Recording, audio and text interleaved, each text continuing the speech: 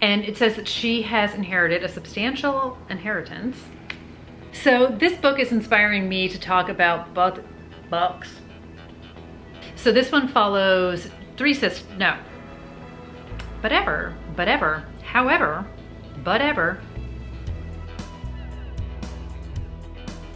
Hi everybody, it's Audrey and welcome back to Chapter and Converse, and welcome to another book recommendation video.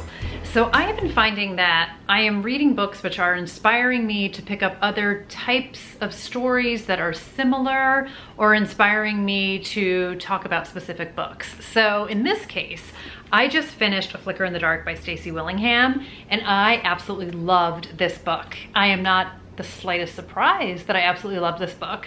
So this is the debut novel. It is past and present secrets. We have a woman named Chloe whose father 20 years ago confessed to murdering 6 girls in their town, and he is now a convicted serial killer.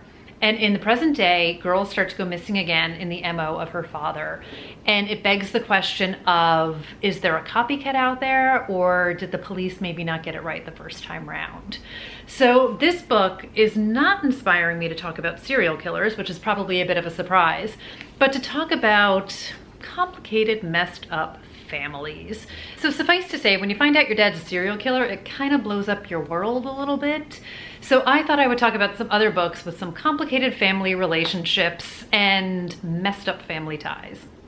So the first book I want to talk about is by Liz Nugent, and this is Lying in Wait. So I read this book a few years ago, and I feel like I probably haven't talked about it since then, which is a disservice to this book, because it's definitely a good, dark, twisted family story.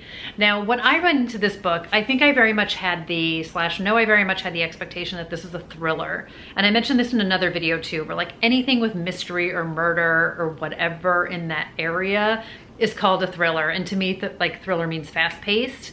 This is definitely a slow burn, character driven story, but make no mistake, there's a dead body. So the inside flap of this, the original line sort of on top, is my favorite part. That makes no sense, the line on top. The first line of the inside flap of this is my favorite, and to me was all I needed to read. And it says, "My husband did not mean to kill Annie Doyle, but the lying tramp deserved it." So this is about Lydia Fitzsimmons and her husband Andrew, and they're supposed to, on the surface, have this idyllic, perfect life. So Andrew is a prosperous, respected judge. They live in a spacious, comfortable, well-appointed house. And Lydia is utterly obsessed and devoted to her son Lawrence, her adored only child, her pride and joy. But Andrew's murder of Annie Doyle, accidental or not, sets into motion a dark downward spiral. So this is sort of the unraveling of the family. We get secrets and lies, we get other people involved in it, we have people trying to figure out exactly what happened. And this is, like I said, this very slow burn unraveling of what happened. And it's really so beautifully well done. My expectations, like I said, were definitely off in terms of the pace of what I thought this book was going to be. But I think go into it knowing you're getting that character-driven slow burn. The writing is so great. This one is set in and around Dublin. And this is my first and only Liz Nugent book. It won't be my last. I have Unraveling Oliver, which is another of hers.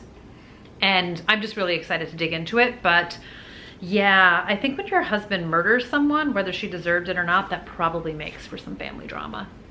The next book I have is Riley Sager's Home Before Dark, and this is one of my favorite books of his. I compulsively read this one over the course of like 2 days, and this has the book within a book, which is one of my most favorite tropes, and this is a complicated father-daughter relationship. Kind of like Flickr in the Dark, but totally different than Flickr in the Dark. So in this book, we follow Maggie Holt, and 25 years ago, she and her family lived in this Victorian home in Vermont called Bainbury Hall, and they lasted all of 3 weeks before fleeing in the middle of the night because the rumor is the house is haunted. So Maggie's father wrote this spooky memoir that became this worldwide phenomenon, like think Amityville Horror type of thing. But Maggie never really believed the house was haunted. And her memories of those 3 weeks there are completely different than what her father depicts in the book. And when he passes away in present day and she inherits the house, which she didn't even know he still owned, She is determined to figure out what is going on. She is a house renovator. She is gonna fix it up. She is gonna flip it. She's gonna get it out of her hands. But sure enough, while she is up there fixing things up, weird things start to happen. So I think this is just such a well done book. It's such an ambitious book in so many different ways. There are so many creepy factors to this book. He manages to take some completely innocent, innocuous things and really make them creepy. And I just absolutely loved it. So I haven't read this book since it first came out. And if you're wondering, this is the UK paperback because I have a problem. And I am just really excited to reread this book. I just love his book so very much, but the complicated relationship between Maggie and her dad and the relationship that they had.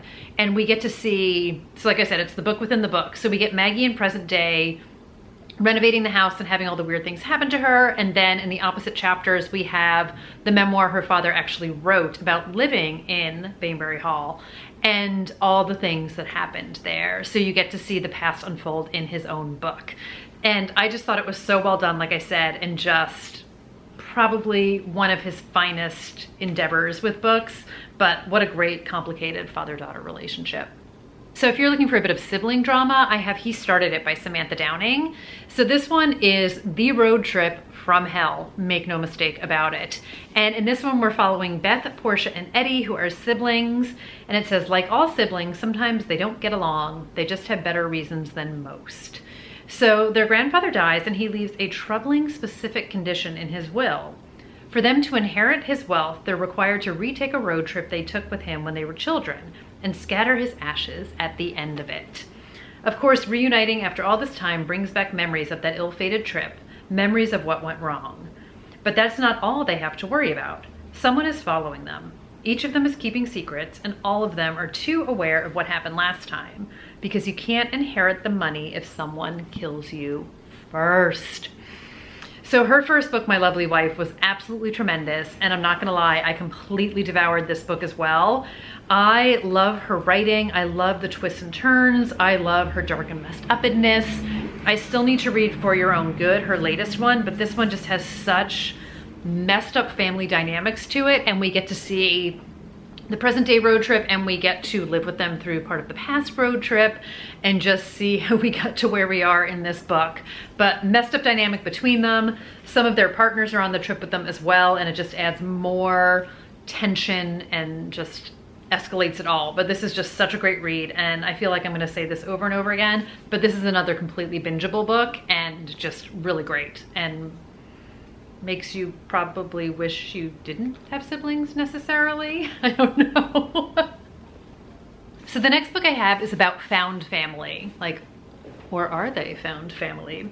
And it's The Death of Mrs. Westaway by Ruth Ware. So I would say this is probably one of my favorite of her books. It's definitely one of my most favorite covers of hers. So perfectly spooky. And in this book, we follow a woman named Harriet. And one of the things I love about this book, so I actually had the great fortune of seeing Ruth Ware do a book event for this at a Barnes & Noble when it first came out. And she was talking about the character of Harriet, and she said how so many of her characters in her books find themselves in, you know, sort of unusual circumstances, or they're everyday people in extraordinary circumstances. But in this book, Harriet, who also is known as Hal, chooses to insert herself into a situation and actively sort of pursue things in this one. So in this book, Hal Westaway receives a mysterious letter bequeathing her a substantial inheritance from her grandmother. But the hitch is Hal knows there's a mistake because her grandparents died 20 years ago, and she has been on her own since her mom died 3 years ago.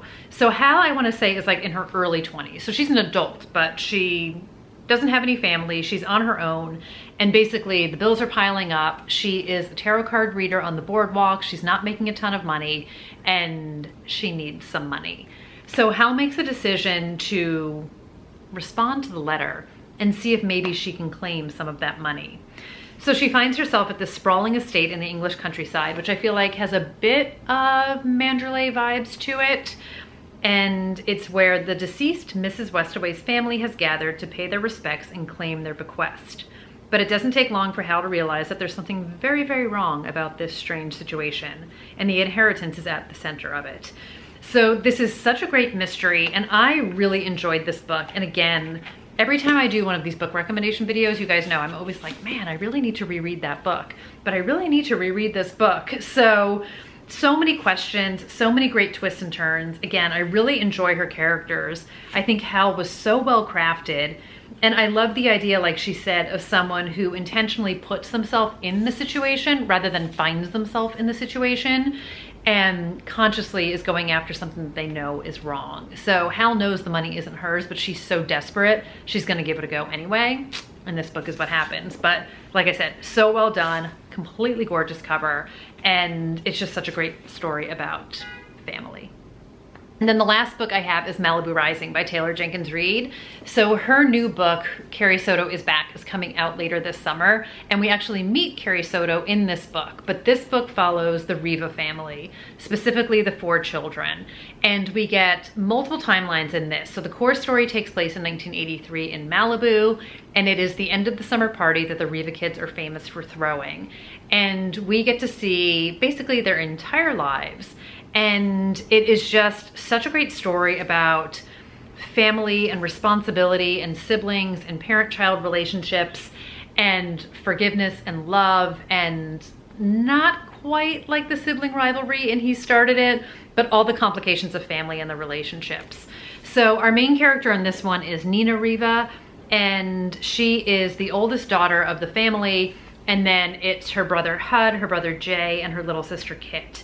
And they are all famous for being the children of the very famous rock star Mick Riva, who we met in Evelyn Hugo and who we met in Daisy Jones and the Six. And we go back to the 50s and we see Mick's relationship when he met their mother, their entire relationship. And it's just such great Taylor Jenkins Reid at her finest. I just love this book so much. And I love everything she does with the complications of the siblings and the roles that they play in the family, you know, the oldest and the youngest, and their memories of their parents together. And it's just all the secrets that are going on between them, and everything culminates in this party. So Nina is a surfer and she is a supermodel. Her brother Jay is a surfer. Hud is a photographer. Kit is a surfer. They're living in Malibu. Surfing is the thing. That's why they're all surfing on the cover. But I just think she does such a beautiful job of the dynamics of family and the complications of the relationships.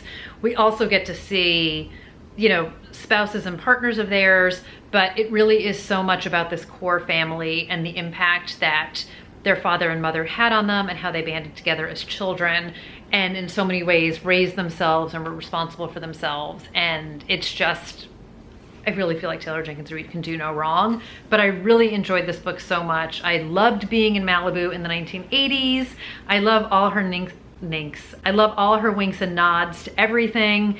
And I just think she's such a smart writer. I dog-eared this book like mad. I read it super quickly, and it's such a great precursor to getting into Carrie Soto. So again, I think the sibling relationships between them and just sort of how you can fight and hurt and love and come together, and her books just make me cry and cheer and like give me all the warm feelings, and I just loved it so much. I just absolutely loved it so much. And honestly, summer is like the best time to read this too, because you're in Malibu and you're on the beach and you're in the ocean and you're surfing, and I really feel like she just grabs the atmosphere of it and makes you feel like you're there and makes you feel like you're in the moment with the family.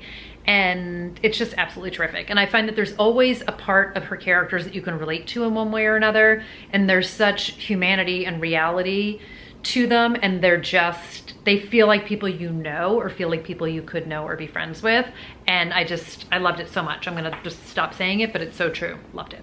So that's gonna do it for today's recommendation video. Let me know what your favorite kind of family story is, whether it's dramatic, whether it's heartwarming, and leave it all down below so we can all learn from each other's suggestions. But I hope everyone is doing really well. Thanks for hanging out here for a bit today, and I'll see you guys in another video really soon. So until then, take care everybody. Bye.